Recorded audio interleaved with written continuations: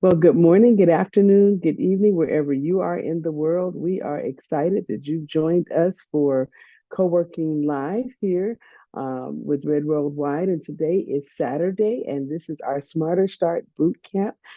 We are excited to bring you a wonderful boot camp today episode because we know that all of us have been working towards some specific things in our business. And we had planned to do a more hands on session today, but because of the need, sometimes we will switch it up when people are asking for something very specific. And so we have some service based businesses that are asking questions. And, when everybody's asking, we try to answer those questions with an episode that will help them to do the things that are needed in their business. So today we're going to be talking about productizing our services. And how many of you all have ever heard that term?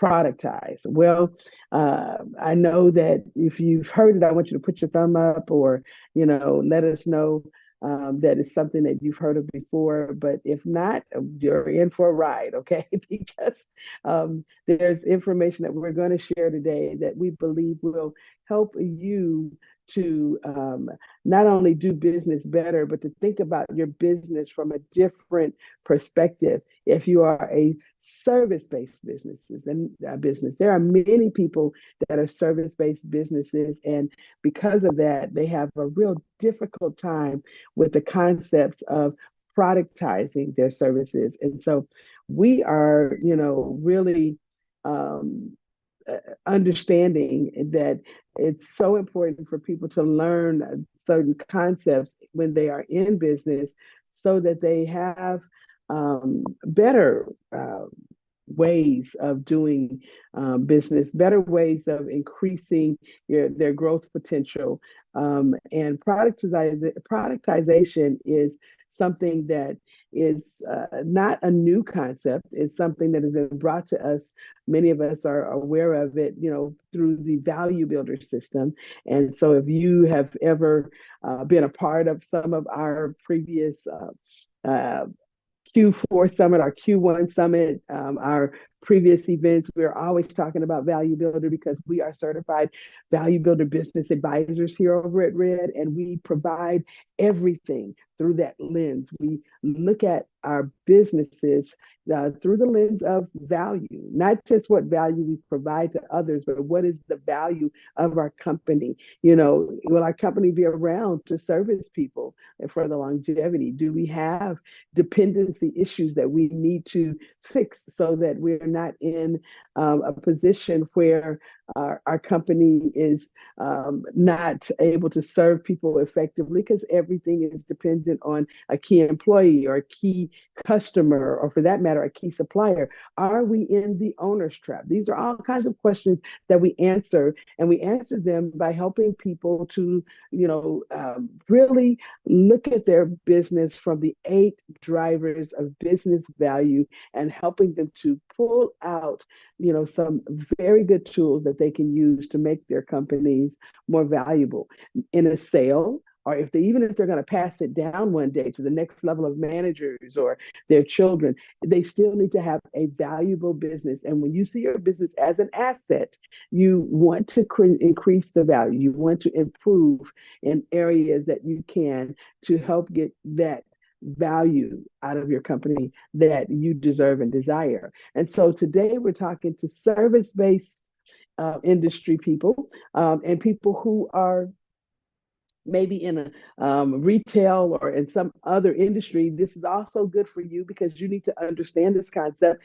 because you may have services that you're going to one day start to provide. I often talk about the model as we look at different types of models of making sure we are able to offer the recurring revenue and to again improve our value or increase our value.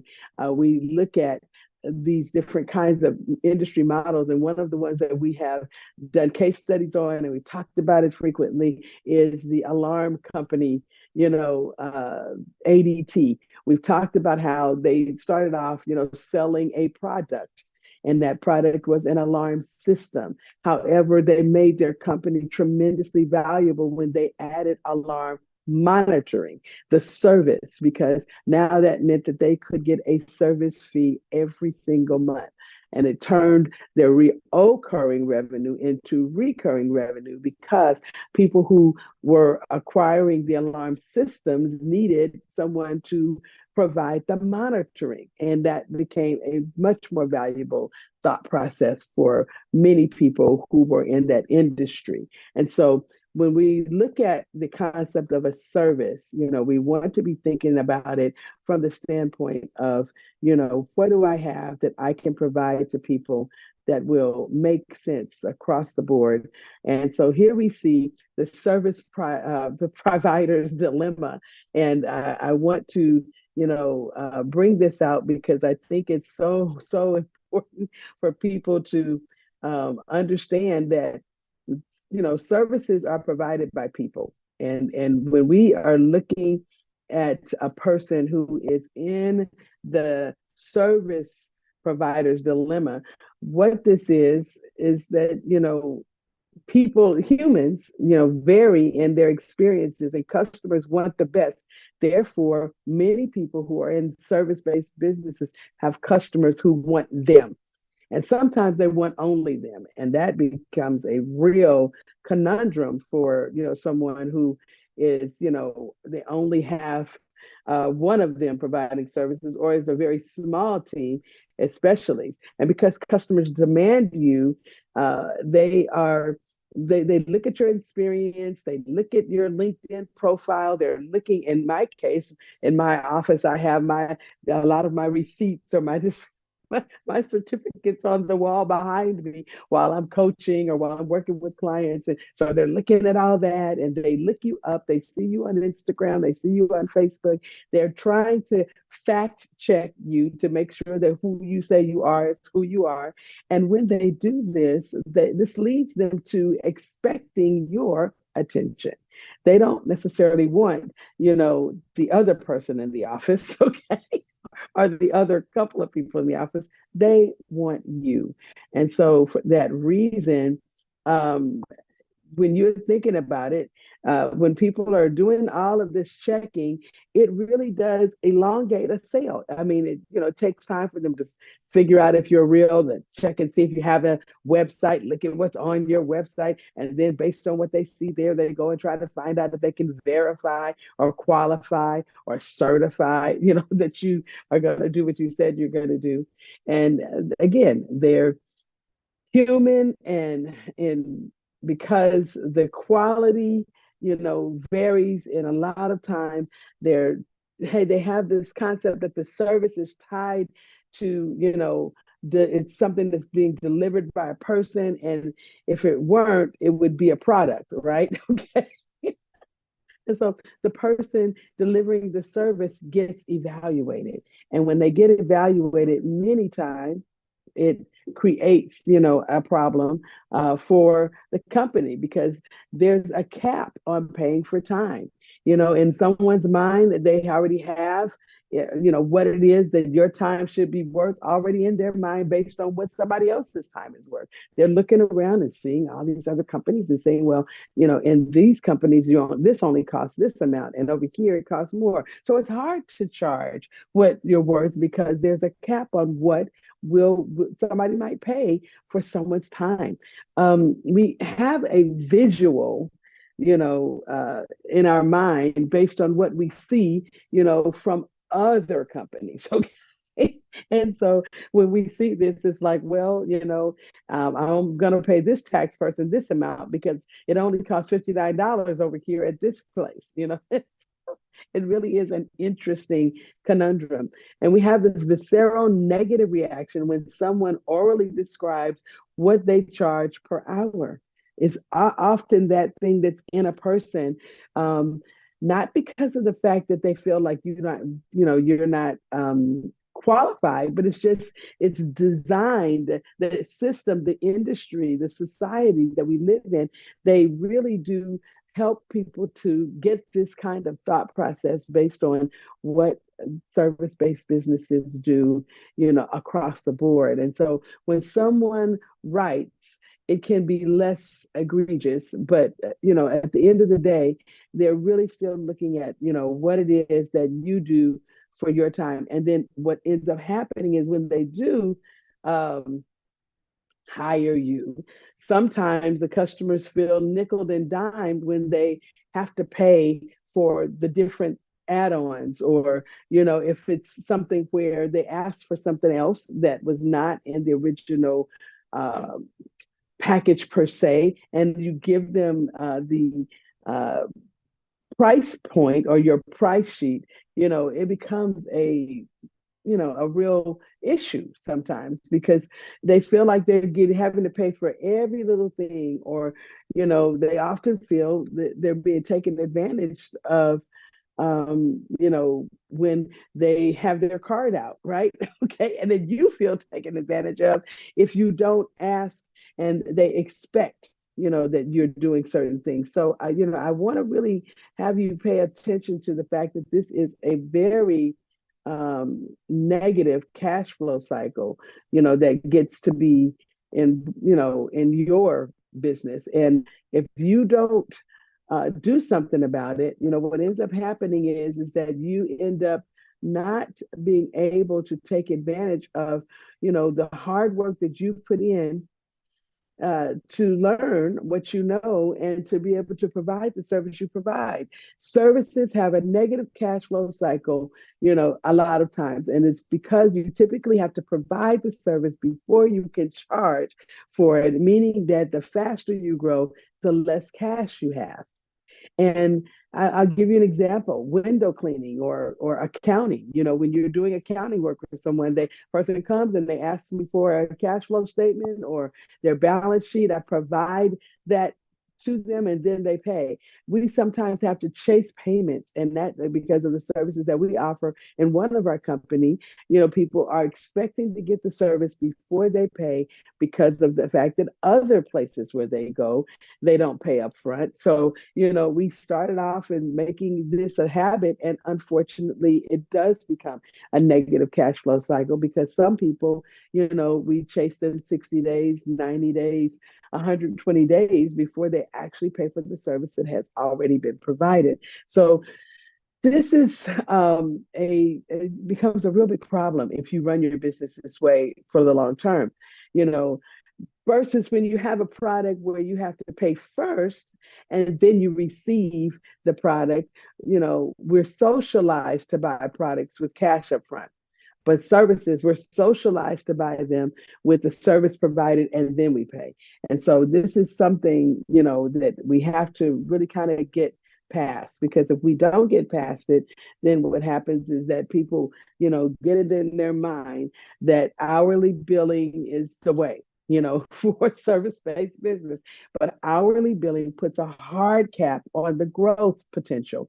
And when you are looking at it from that standpoint, it really does eliminate your leverage in your business model. We have a limited amount of hours during our day. We can only work so many of them. And I have found myself in many times when I've had service-based businesses working 16 hours, 18 hours. Sometimes the time value money concept is just totally skewed, because the item itself that I'm working to provide to a client, may take me a lot longer. And because I'll provide it to them, they look at it and they'll feel like, okay, well, this is only 5 pages long. So it should have taken you only, an hour or two to do it, without them realizing the amount of research that may have needed to go into it, or for that matter, the formatting or whatever. So when you're looking at service-based businesses and you start talking about hourly billing, it is never going to terminate into something that actually does give you what you need to have.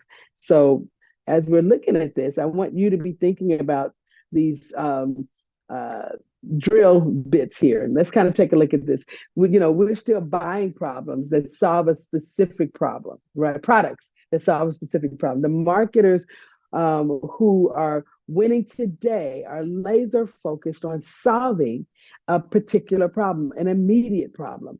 And Harvard professor Theodore Levitt's famous quote is now more true than ever. Okay. I want to, put this out here because I want you to understand people don't want to buy a 1/4 inch drill. They want a 1/4 inch hole. And so when you're thinking about that, think about this in that way. You see these drill bits here and you think of, okay, um, what could that mean if I'm selling them a 1/4 inch hole? I'm providing the service that makes the whole, right? Businesses are buying Zoom for teleconferencing. Why? Because Zoom provides them with a solution to a problem. In the pandemic, we couldn't get to our customers, a lot of us. And so, based on that, we went online and we never had to leave our living rooms. We could create the background that we needed to make it more private. And we went on with life. A lot of us who were able to transition, we created a whole company. Well, I take the back, not a whole company, but a whole solution in our company called Virtualocity 101 that helped to get people into the virtual space. And so, interestingly enough, when we help people to understand that the virtual world, and how the virtual world works, really can allow you to continue to provide the same service that you might have been providing before. You just have to think differently about it so that you can position yourself in a way that helps people to understand the what it is that you're doing. And so we want you to be thinking about this because it's very important that if you are in a service-based business, you are able to see it from the standpoint of the solution that you're bringing. Slack, some of you guys are familiar with Slack. It's a collaboration tool, an online collaboration tool, and it brought another very interesting solution to business owners, the ability for them to communicate with their teams across the internet when everyone was working in an environment where they might have been in a different office or in their homes. Slack made it so that people could stay connected. Consumers are dropping personal products and personal services in favor of products. They're looking for solutions that are all inclusive. And so, what is it that this drill is solving for a customer? It's making a whole. Okay.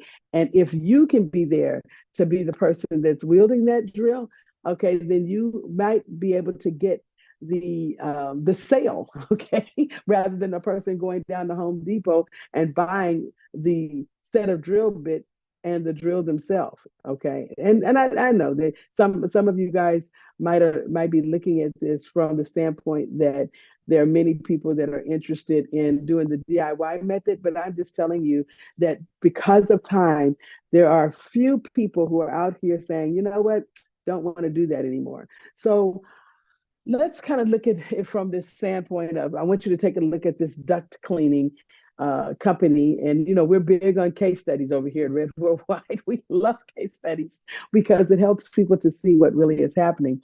So from one of the business owner case studies, that we have over in the Value Builder system, and we want you to gain access to it. This is their website. Airfreeductcleaning.com. Okay, that's what we're looking at right now. Even in an industry like duct cleaning, it's possible to productize a service.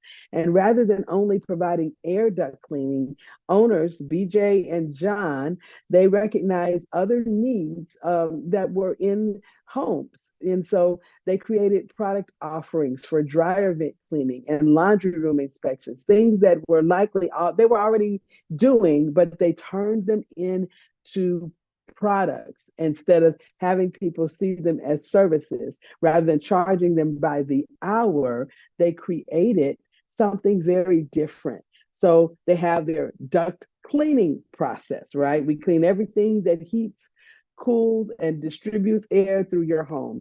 We clean all supply vents, return vents, ductwork, and all indoor equipment, including the fan and fan compartment. Our source removal cleaning methods utilize high velocity vacuums, which draw the dirt and debris out. And while the interior of the duct is cleaned with high pressure airlines, specialized nozzles, tools, whip systems, and brushes, national standards are strictly followed. Now, this, yes, is a service.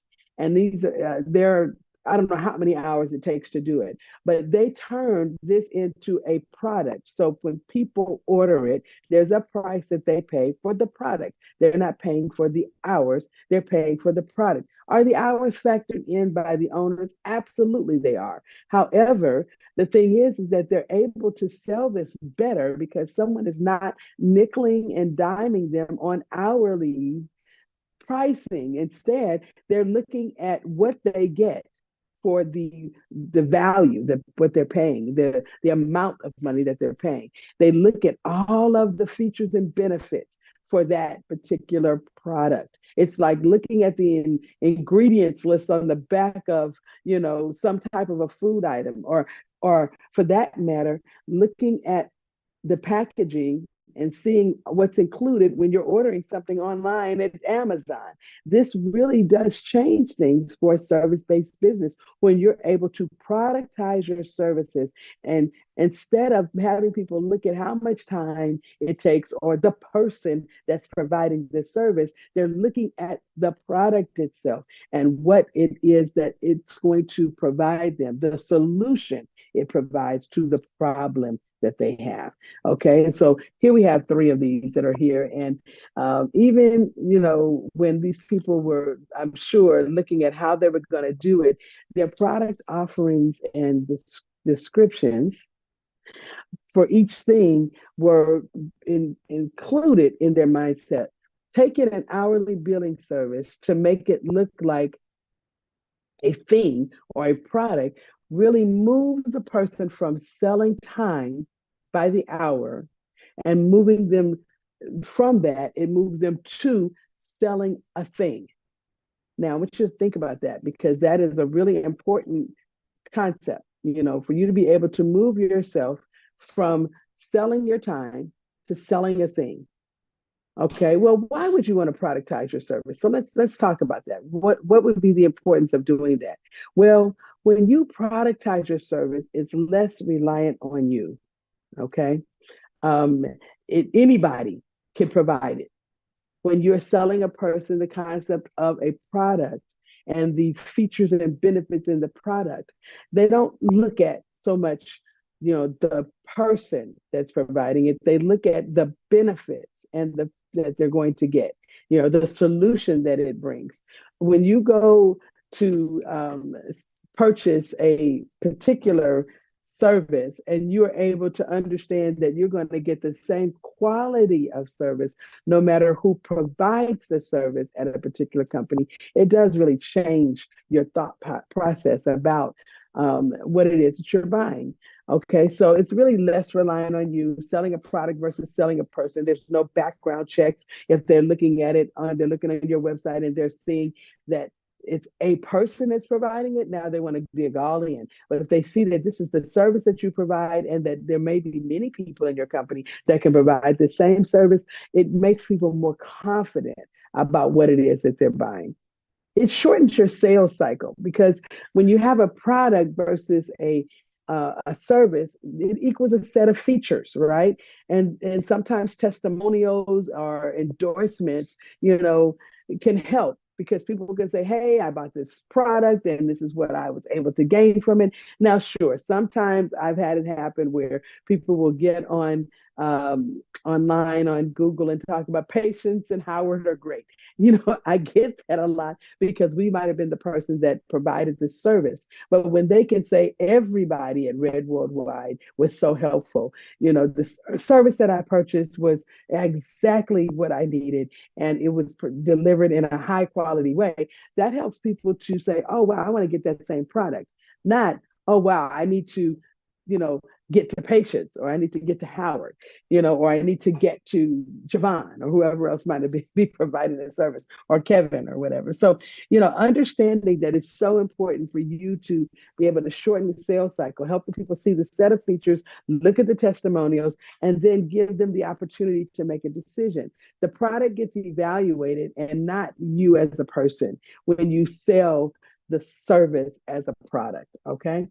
And something else you might want to understand is that it creates leverage in your business model, because now, again, you're not having to leverage the person, you're leveraging the service, right?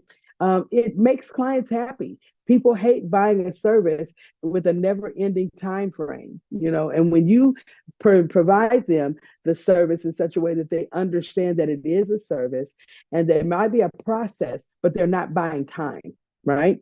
When you productize, you're forced to say exactly what they're going to get, okay? What set of features they will receive, and the price point that they're going to play. And so they have or pay. They're going to have a sense of clarity and transparency about what they purchase. And you want to think about the fact that there's a positive cash flow cycle. And because when a person pays up front, then now you have all the money to be able to provide the service. Products are bought in advance, right? And that is something that for a service-based business, it changes everything with regards to your time value money, okay? Because now you're in a situation where you're not, chasing the check, okay, or chasing the payment, from the client after the service has been provided. Okay, so stop selling time. I mean, I really want you to think about this. Stop selling time and selling by the hour, or selling by the day. It's just not ideal. It does not help you run a company that is efficient, and one that actually can grow, So let's take a look at a couple of other things here, when we're talking about this.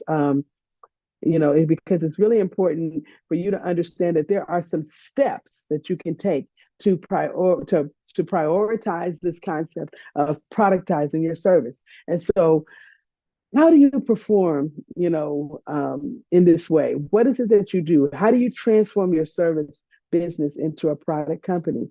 There are unique things that you can do, and I want us to really dig into this. There's sequential things. I mean, step one, step two, step three. And so I want you to kind of take a look with me at what these things are specifically. So the first thing is that you want to niche down. This concept of niching down is one that I have talked about, to some of the clients before. And so let's kind of look at what this looks like. So step one, when we're niching down, we want to be really attending this thought process, from the standpoint of design. So a lot of people feel uncomfortable with this step in a particular time, in particular in times when, we need a lot more customers, right? And not less customers. So, sometimes people, when we start talking about this, they feel like, oh my gosh, how am I going to be able to do that? Well, it's counterintuitive, but the first critical step in productizing is really finding out which customers you want to sell to. Niching down, because services can be adapted and customized for a variety of customers, whereas products need to fit one type of customer. And I'm going to tell you that although in your mind you're thinking I can sell to a lot more people if I don't do this, but I am saying that if you have something that's for a specific person, many people will send people to you because they know that you provide that service for this kind of people. And it puts you in a situation where sometimes you might be, in the market, the only particular person in your industry, in your town, that does that service for that group. And what does that mean? That means that niche, that particular group is coming to you, okay? Even though they might be able to find the same service, okay, two towns over, provided by maybe a larger vendor, they see that this is all you do, then they're coming there. Okay. And so we have had to niche down. We had lots and lots and lots of things that we provided when we started for business owners. And we really realized our key thing that we were providing that helped people more than any of the other things that we were doing, you know, was the thing we needed to do. And we need to do it most. And so what we ended up doing is we created relationships with other companies that did the other stuff, and we're still able to refer people over there and or have relationships that people can buy these things kind of off the shelf, from our website, or from one of our marketplaces. But the things that we actually provide are what we are concentrating on right now, because we are service-based business, and it's important for us to productize those services. So when people go to our website, they'll see all these little boxes. And what are those boxes? Those boxes were our way of productizing the things that we did. We turned them into courses, and we turned everything into a course. And I do mean everything. Even website building became a course, and the reason why we did it that way is because we found that we were able to serve people better by teaching them what it was that they were doing or getting, and teaching them how to use it. And that's what we sold. We sold the instruction manual. And so we might be providing the service alongside of the instruction manual, but they bought the instruction manual. That's what they're paying for. They're paying for the education. And even though they might get the actual free alarm system, okay, they're getting the instructions on how to use the alarm system, and how to maximize the use of the alarm system, how to optimize their business with the alarm system, how to take and make this alarm system, create for them the safety that they needed in their company, and the security that they needed in their company, and how to make sure that nothing ever happens with the alarm system that they can't handle from their level, and if there is something that's needed, that where tech has to come out, then here we go. They can actually get the tech out there, and they'll know when to call a tech out and when it's something that they can handle. So I use that alarm system as our example. Of course, we don't sell alarm systems, but we do sell other, we have other tools that we have for businesses. And by selling the education for how to use those tools, it makes people, more efficient, and they can provide better business. And sometimes it increases their bottom line because of some of the things that they're learning through our courses. So, even though it's counterintuitive, the first critical step that you need to do is really find out who your target market is, and really provide the service to that person. So I'm not saying that you don't sell to other people, but if you niche down and do things in a way where you're focused in on this particular person in your industry that you want to provide your service to, it makes you the go-to person, and you can have more monopoly control, in your market, because now you are, have the ability to become the number one person that provides this service to that particular person in your industry. Uh, you know, Homogeneity in pain points for the target niche and customer base is really an important thing. And so I want you to understand that when you are able to customize a variety of products for a specific customer, okay, and really provide that to that customer, then it does make you more valuable in what it is that you do. Pick one niche, you know, pick one niche, okay? Just say, pick one niche, okay? And so seek to serve that particular niche. It helps you design a great product when you're able to do that, which makes you referable to others. When someone says, man, I've been looking for someone who could help me create my nonprofit and help me learn how to make it sustainable. I know for a fact that we have gotten probably 1 to 3 of those a week, at different times during the year, because we are referable in that area. People refer us out because they know that that's an area where we specialize. So for that reason, we get those clients because we niched down on that particular thing. who couldn't benefit from a little free advertising, okay, by having people become a sales team who are able to refer you for specific things.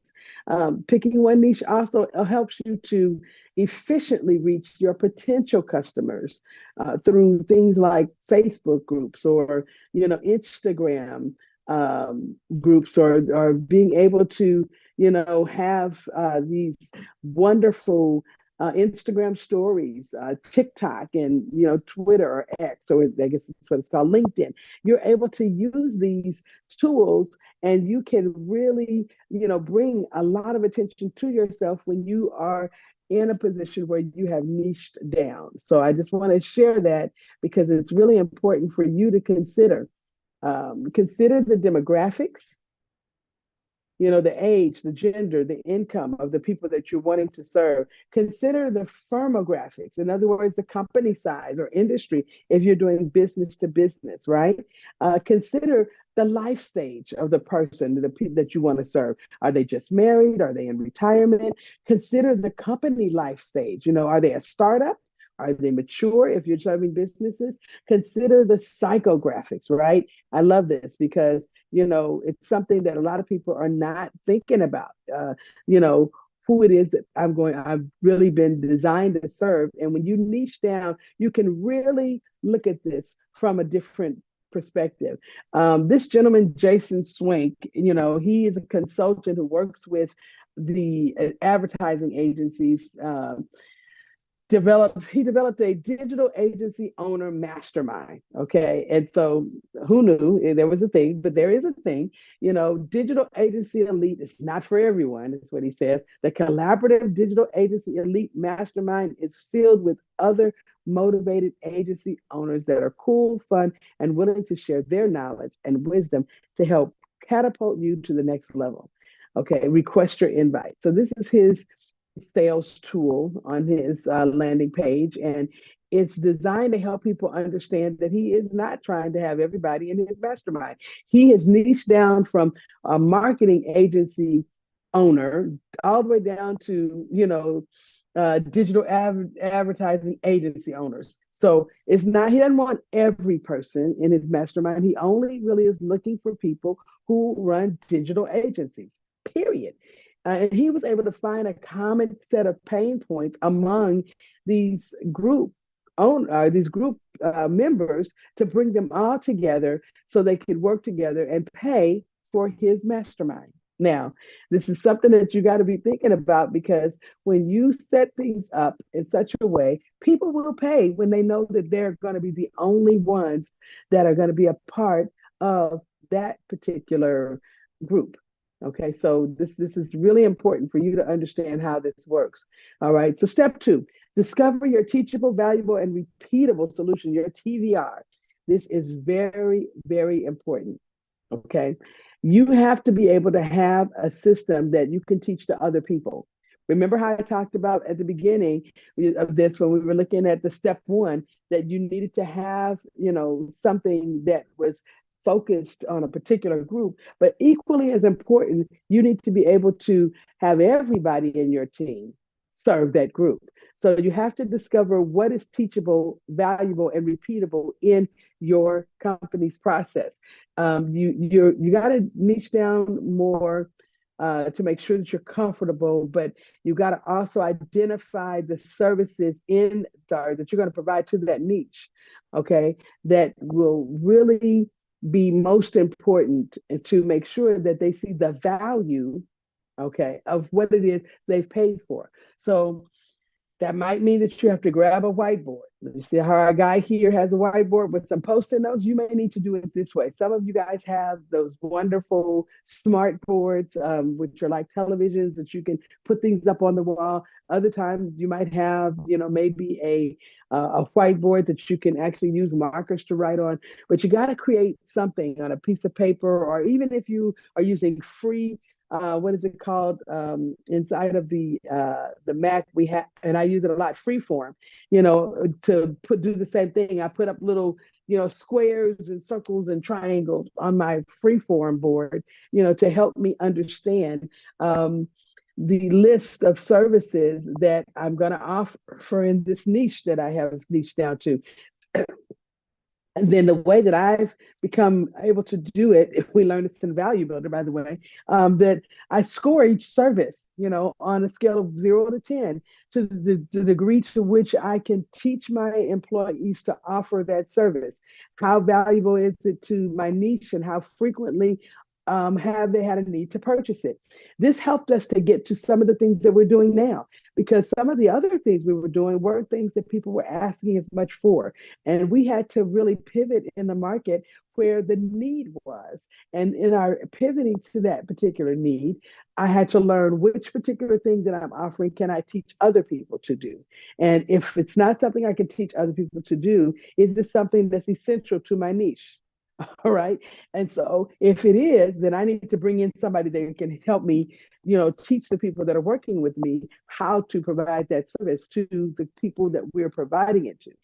I've sent some of our contractors to school. They've learned, they've gone to class so that they can get some skills to be able to coach the teams that we are working with, the members that are coming to us, their employees. Sometimes they're even sending to us so that they can learn what it is that we're teaching. And so it's very, very, very important that people on your team actually are able to provide the same quality and level of service that you're able to provide. And by discovering your teachable, valuable, and repeatable solution, it helps you to make sure that that happens. Pick the service that scores the highest and move it to step 3, because in step 3, we are able to really, see how we can push this thing out there. So it's teachable to employees, valuable to customers, repeatable in our purchase cadence, and it has the ability for us to provide to our customers something that really is going to bring us a mutual benefit. We'll be able to have the longer customer lifetime value, and it provides more financial performance for us. So let's kind of look at the growth potential for photography services, because I think this will really help you understand. So as you can see in the left column, a photographer can focus on weddings, football, or school photos, right? Okay. They can looking at the weddings here, they've got, as far as being teachable, weddings have a total score for the teachable, valuable, repeatable, the TVR, of 16. Football has 21, and corporate events 18. So it might mean for a person who's in photography services that it might be something to look at. Maybe they want to think about, okay, maybe we should be really focusing on photography services to football teams, and or for that matter, school football, teams, not just any football team. It may not be the people who are out there, in the leagues for children. That might not be a big deal in this industry, or it might be. And so it's something that you have to consider. I know that there are some people who want to focus on corporate events because it might be something something else that they get out of it, or they might have thought that was the most important thing. But, and looking at something that's repeatable, it has a repeatable cadence. You can do corporate events and football over and over and over again. So that might make it more valuable than weddings.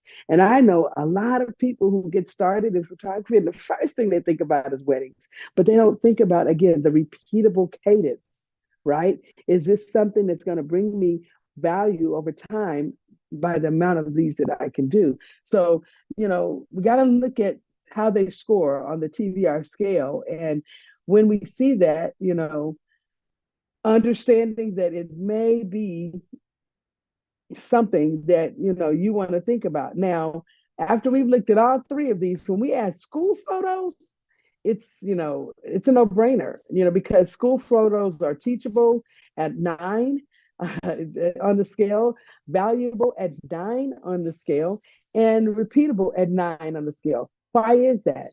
Well, of course, we know that everybody's going to constantly be needing someone to photograph their kids at school, even if they're only providing those photos to them on a disc or in a download. It's still a very highly sought after thing.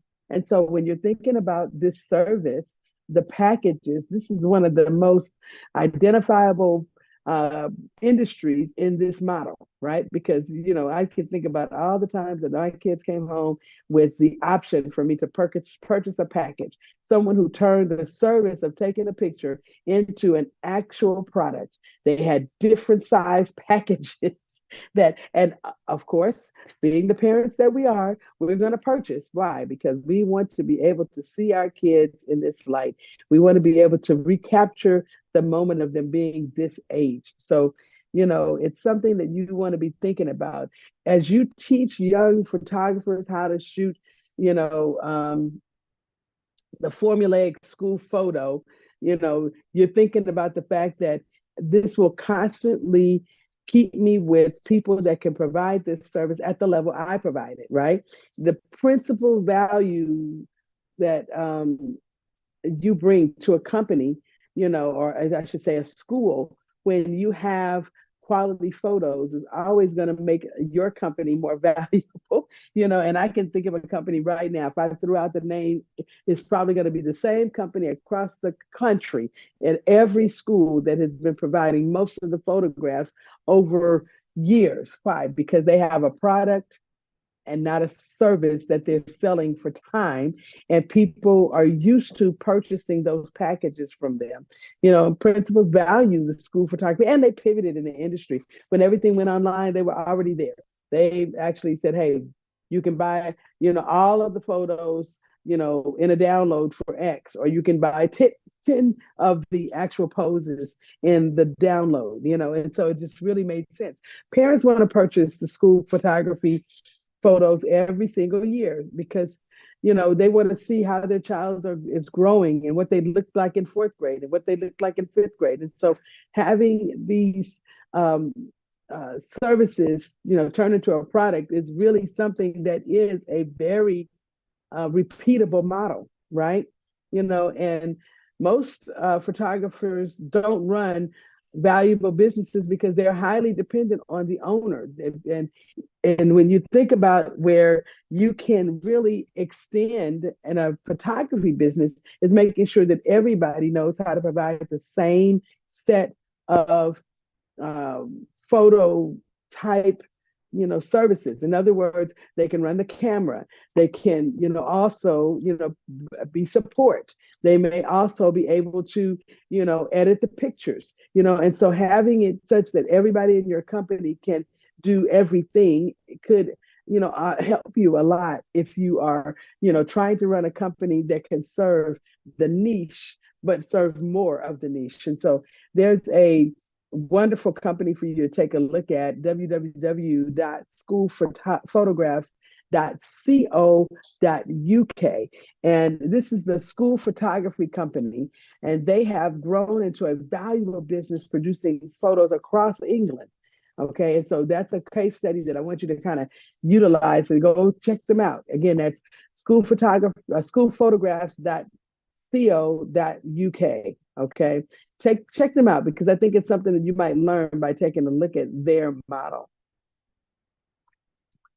And so we want you to plot your products and services because we want to see the growth potential is in the top right hand corner, right? And there's certain things that you'll be able to see that about this. So you can see the choices on this graph. Football teams, corporate events, weddings. Okay, weddings are not repeatable, so we just don't see the growth potential for the company by using that. And when you're looking from the standpoint of football photograph, it is teachable, but there are few teams. There are fewer teams than classes in schools, so it's not as valuable as the school photos, right?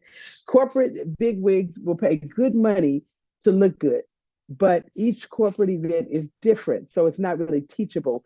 It takes a long time to actually teach somebody how to use the uh, camera, for corporate events, and because they have so many different types.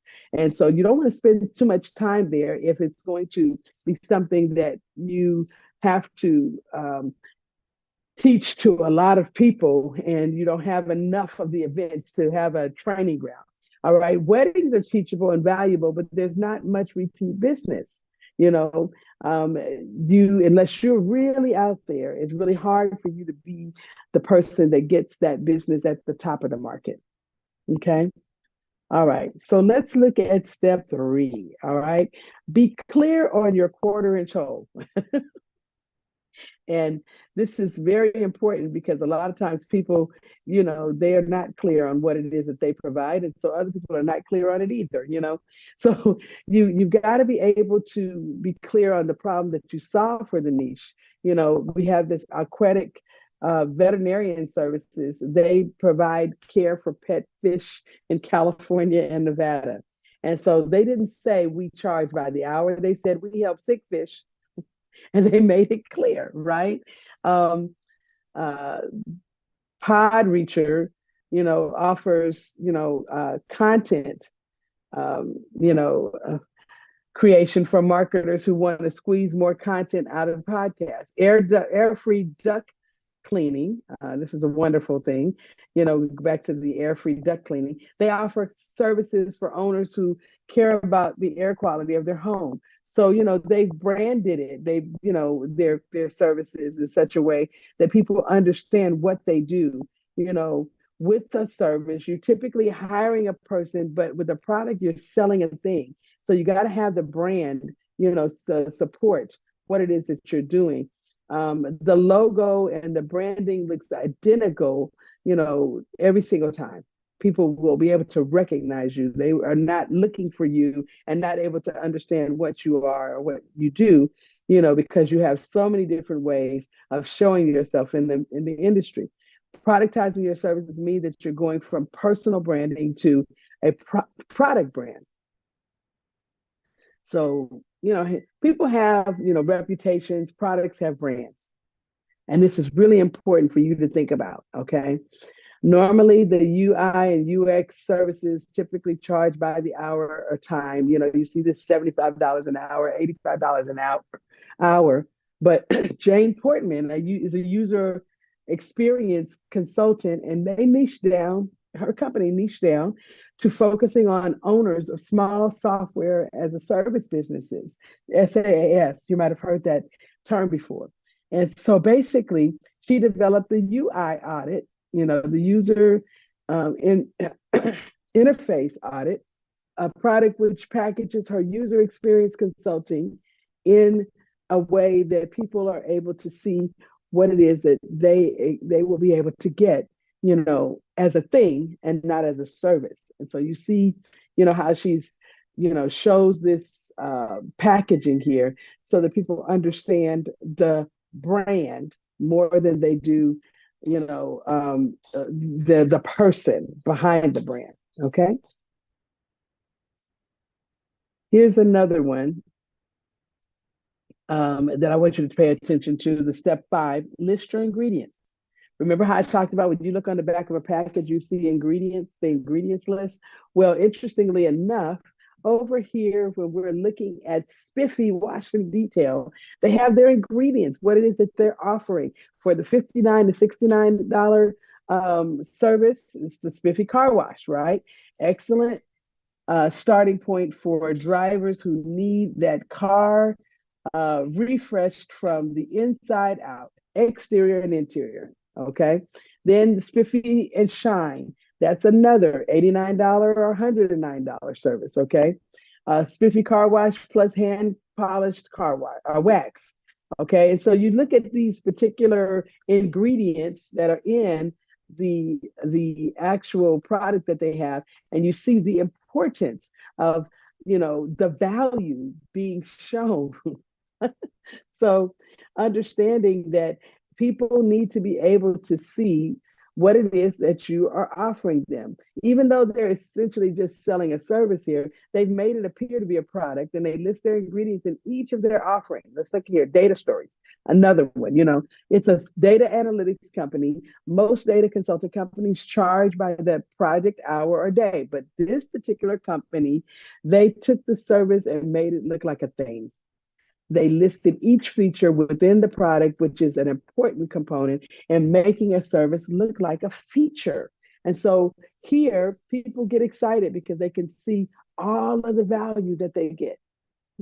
All of the value that they get. So when you're putting your company together, you want them to be able to see everything that they're going to offer. When they see all this stuff on there and they see that it only costs this amount for them to get this whole litany of things, I guarantee you, people are more, they see that as, wow, this is a lot for this amount. And so it makes it something that they want to participate in because of the fact that they can see the value, for their money. Now, step 6, preempt objections. In other words, you're going to find out the things that potentially could be an objection, and you're going to solve those things before people even speak it out of their mouth, by placing something on your packaging or on your website that actually answers all of the questions that they might have, and the reasons why they might not want to use it because they couldn't figure out how this particular part of the product would solve the problem. So, when you're selling a service, you have the luxury of hearing your prospects' objections firsthand, and you can dynamically address them. But when you're selling a problem, you don't have that as a benefit. So what you can do is to overcome objections. You can actually consider what the potential objections are, and then you just preempt them. Looking here on the Spiffy, website, they say 100% satisfaction guarantee. In other words, if you're not satisfied, they'll make it right, right? They also say they're fully insured and bonded. So if something happens to your vehicle at their premises, they have $1 million auto liability policy that covers whatever happened. Okay. Highly trained technicians. That solves the problem of who's going to be doing this work. Right? Employees are fully background checked and have at least 100 hours of professional training. So this gives you the understanding that the person who's going to be working with you is someone who is qualified to do the work. And then lastly, they're environmentally friendly. Some people are concerned about what is being used on their vehicle. Well, all of our services are completed on a reclaimed mat, leaving no trace of water, soap, or oil. That's a really important thing for some people, and the fact that they say environmentally friendly lets you know that whatever it is that they're putting on your car is something that is environmentally friendly. So that answers a lot of the questions that somebody might have about, what or objections somebody might have about using this service. Okay, so step 7, publish your pricing. It's really important for people to understand what they're going to have to pay. And I've had that as an issue, many times because someone could not, see the pricing. They felt kind of, they second guessed, well, if you're not even confident about what it is that you should pay, why should I even use you? Okay. So it's something that you've got to be thinking about. It services are quoted by the hour, day, or project, and they usually come in a quote or some sort of a, the published offer. But when you have your product out there, it's published, the price doesn't, change, and it doesn't leave the customer wondering, what it is that they're paying for. So, make sure that you understand how you can publish your pricing and making it such that people can see $25 fish plus $300 initial service fee, plus mileage. So they understood that, if I'm coming to see about your fish, then I'm giving them a physical exam. It's going to at least cost $25 and $300 for the initial service fee. And I'm going to charge you for the mileage, okay? Because I'm giving you this particular physical exam. But if I'm doing a telehealth, it's going to be $75, and it's out there. You can see it, something that is really visible, okay? Here we're looking at Scribe Online. And with them, you are able to see upfront, just simply stating starting a consultancy, this gentleman here, Arthur, the author, Tucker Max, productized his insight into book in a box. Okay, that's what he calls it, right? And this is a situation in which he is able to have a repeatable process for developing a book. His company was renamed Scribed, and you can see how they price their service by making it look like more like a product. Okay, publishing is $10,000. Guided author 15,000. Scribe professional 36,000, and then if you want him to ghostwrite, it's a custom quote. And then at each one of these things, if you can see down here, if you were looking at the whole website, you would see what you would get for that price. That is so straightforward. It doesn't leave people wondering about what it is that is going to be done. They can see it, all up front, and they can make a better, choice by knowing, what the possibilities are. Like any good productized services, they branded it and priced it using fixed pricing. Here's another one, Bench. Okay. And, so here's one of these. Matter of fact, I know somebody that uses them, and it is something for them that they, feel more comfortable about, because they're paying, and they know that if they pay annually, they're only paying $115 a month, but they also can see what it is that they get, for that. So this is a very good company, and they're doing, some amazing work in the accounting industry, and they're able to, really show what it's going to cost right up front. Okay, so lastly, step 8, manufacture scarcity. Okay, you want people to feel like, they need to do it today. Okay. And I often will say this: when your presence is where your value increases, when people know that you are not going to be available for everyone, you have a specific amount of people that your company can serve. And so they need to get in now. I love this. Would you like to connect with like-minded agency owners that emphasize with you, but have different views to help you scale your agency faster? Right. They have this request and invite.